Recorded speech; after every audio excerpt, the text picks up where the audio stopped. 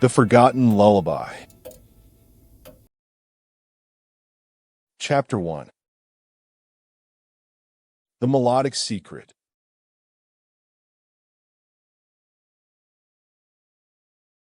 I had never been drawn to antiques before, but something about the old music box at the market caught my attention. Its intricate design and peculiar aura.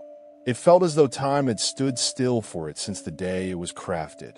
I couldn't help but reach out with trembling hands as Mr. Jenkins, the shopkeeper, carefully lifted it from his shelf and placed it in mine. The box's surface bore strange symbols that looked like ancient runes or hieroglyphics, swirling together in a mesmerizing dance of curved lines and dots. "Be cautious," he whispered when I purchased it for just $20.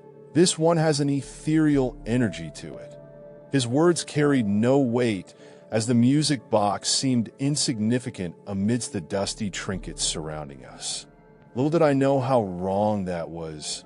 Back in my apartment, I unwound the intricate mechanism and let the first notes of a lullaby fill the room. It wasn't just beautiful. There was something hauntingly captivating about it, an otherworldly quality that tugged at my heartstrings. The tune reminded me of nothing, yet everything. It's as if the melody had been buried deep within me, waiting to be unearthed by the box's key. I played it every day, entranced until my roommate, Sarah, asked me to stop. She couldn't tolerate those eerie notes anymore. But I was enthralled. Shadows crept into the corners of my vision, fleeting glimpses that vanished upon looking straight at them. At first, I dismissed this as exhaustion from finals week. Then it happened again and again. Whispers in the night, a soft hum when no one else could hear it, and the feeling of being watched even with doors closed. The box became an obsession. One evening, after Sarah left for class, I turned up the volume, letting the haunting melody consume me as usual. As darkness embraced my apartment, shadows danced, twisting into indistinct shapes that almost looked human. They swayed to the music, tall and hunched, wispy and dark, with eyes glinting like embers in the faint moonlight filtering through the curtains. I froze. A chill coursed down my spine, but still, I wound up again. This time, a face materialized, gaunt and pale, its features shifting between familiar and unknown. Its gaze drifted to mine before vanishing into the shadows. In that instant, an icy dread settled within me. Yet, in the morning light, there was only dust on my furniture and my own reflection in the window. I tried to convince myself it was exhaustion, playing tricks on a tired mind, but the memory lingered. My fingers moved of their own accord when I wound up again that night, as though an unseen force guided them. The third time I played it, the room cooled with an unnatural cold and a strange light flickered. Shapes materialized closer, translucent forms swirling around my living space. Their whispers grew louder, but I couldn't discern what they said. The music box pulsed in my hand, almost as if it were alive, feeding off this newfound energy. One whisper cut through the cacophony. "Sleep, little one, sleep." In that moment, something awakened within me, a connection to memories hidden even from myself. As suddenly as they had appeared, the shadowy figures vanished when I silenced the melody. But that night's reprieve was short-lived. Evelyn, my name danced in an unseen voice on the wind. A soft whisper followed by the music box's haunting song. I couldn't resist playing it again. Shadows reappeared closer now and far more distinct. I recognized one form as the little girl from my childhood pictures. The one's mother had locked away with yellowing frames. Her eyes were blacker than coal, like darkness itself. The lullaby was beckoning something deep inside me, drawing forth secrets buried by time. That night, as the final notes faded, it left an unsettling silence where once there were whispers. It felt as though I'd been lulled into a dream from which I couldn't awaken. Then I saw her, standing in my room, watching with those eerie eyes. She whispered my name and beckoned me to follow her, leading me toward a dark corner of the apartment where memories lingered just beyond my reach. The music box sat on an old trunk, playing itself as the girl disappeared into the shadows, leaving behind an open door I was both terrified and drawn to. I hesitated but took another step forward, heart pounding, following the girl down winding corridors of a dream world that felt all too real. Echoes of lullabies filled this alternate reality. Some were familiar, others incomprehensible. In the distance, a figure sat on the trunk, swaying gently as she hummed in a voice I knew so well. It was Mother. Her eyes, once warm and loving, had turned to voids like the little girl's. "You're back," I whispered, but there was no response. She sang about forgotten children being carried away by dark wings at dusk, their dreams taken. As the final notes faded, I awoke with a gasp, sheets soaked in sweat. The music box had stopped, and my room returned to normal. Or so it seemed. Yet, when I opened my eyes fully, an old photograph tumbled from the trunk, bearing a child's face. It was me at 5 years old, cradled in Mother's arms. Intrigue propelled me back to the market where Mr. Jenkins revealed that the box once belonged to him before his daughter vanished. He spoke of dark lullabies and wings carrying children into eternal slumber. His story felt like a myth, yet somehow resonated deeply within me. That night, as I drifted off, it played again. The forgotten melody. Whispers in my room grew louder until I dared turn on the lights. An empty apartment met my gaze except for Sarah entering, days from a late night study session. "You okay?" she asked, eyeing the dark windows where shadows still lingered.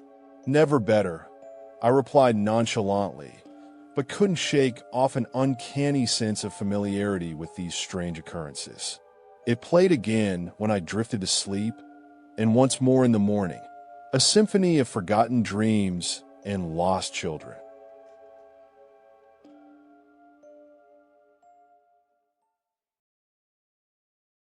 Chapter 2. The Silent Visitor.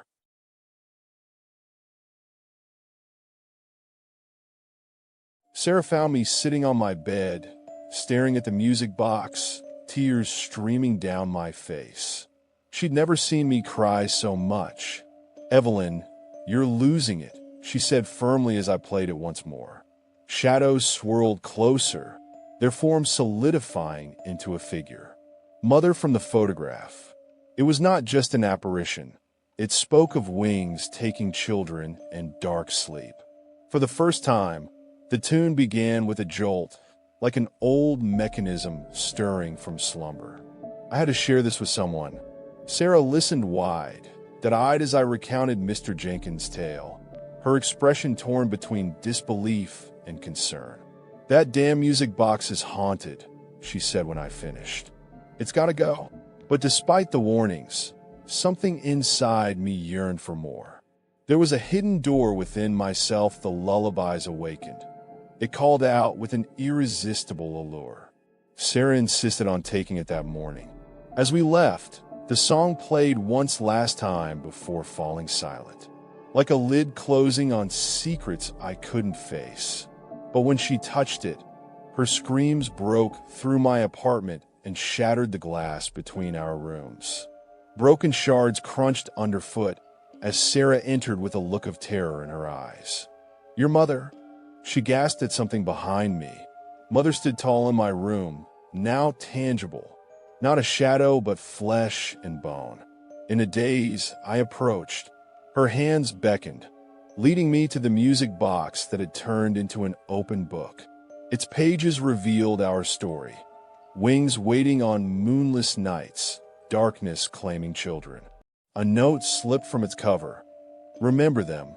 As Sarah screamed for real, "Help outside," Mother vanished, leaving only a single frame. My childhood picture with black eyes staring back at me. She said nothing of the words scrawled across it in crimson. For you.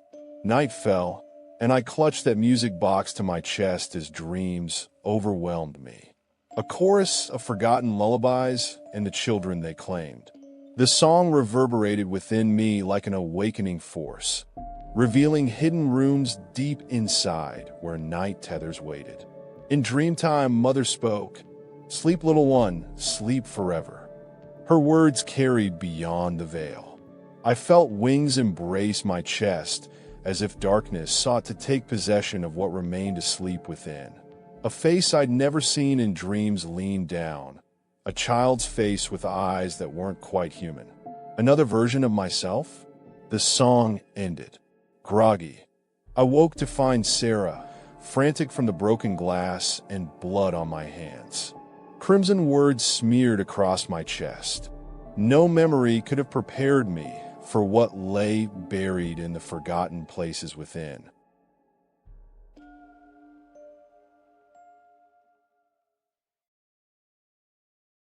Chapter 3.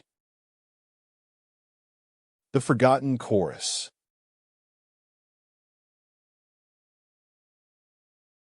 Sarah clutched at my doorframe as if trying not to enter.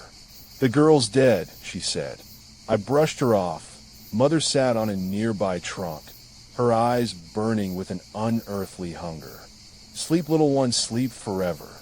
The dark-winged creatures had come for me in dreamtime, carrying a girl who'd been forgotten long before birth. Myself, buried by the lullaby's allure. As Sarah fled downstairs, I recognized that face in the photograph from dreams in my chest. Another Evelyn, trapped as a child in the depths of the song. The music box pulsed and thrummed, drawing me to her. "Let us sleep," an ethereal voice pleaded. "Mother or the other me?" Outside, Sarah found a note on the floor with crimson words scrawled across it. "Come home." In the quiet hours before dawn, I ventured out into that night's embrace as if drawn toward the lullaby siren song and what lay on the far side. There was one way to confront this dream world. In the darkness, a silhouette awaited me. My mother. She sang of wings as black as coal. In those moments before dawn, I chose sleepless hours, surrendering to the allure of forgotten dreams. When first light painted the sky, I stood outside her door with an old trunk and music box in tow, prepared for the unknown. "Let us sleep," she called softly. "Come home." I took my first breath under Mother's gaze as she led me through a doorway into realms where night tethers waited like siren songs. The girl with black eyes stared up at the girl from dreams, an infant version of myself trapped by those forgotten songs. In this dream world, we walked toward eternal sleep together. The darkness spoke, "Sleep, little one, forever." I could no longer resist the pull of what lay beyond. In that twilight realm, Mother placed me upon the music box as it played once more. My child self and the shadow girl. There was a time when both were mine. The song swelled with an otherworldly longing, then faded into silence. Darkness enveloped us before embracing the night tethers with wings outstretched to carry children back from dreams where Mother waited. In the morning, Sarah found me drenched in blood, cradling a crying infant. My child self and this version of myself on my chest. She stumbled back as I looked up, black eyes locked with mine, a silent promise before she vanished, leaving only an old book with yellowed pages. Our eyes met beneath it. Remember them. The forgotten song echoed in my heart, carrying me into realms beyond the veil and the haunting allure of eternal sleep. I held a fragile form, cradled close as Sarah fled the apartment we shared. In my arms was not just an infant, but countless children. They slept peacefully amidst midnight whispers I recognized. Lullabies to the forgotten. Mother had been a conduit for these lost souls, singing them into being and collecting their dreams and songs that only darkness understood. Let us sleep. The music seemed to whisper now when no breath touched my lips to speak it aloud. There was a version of me who'd always dreamt of this moment. An infant I could not recall, but felt deep within, yearning for eternal rest among the night tethers.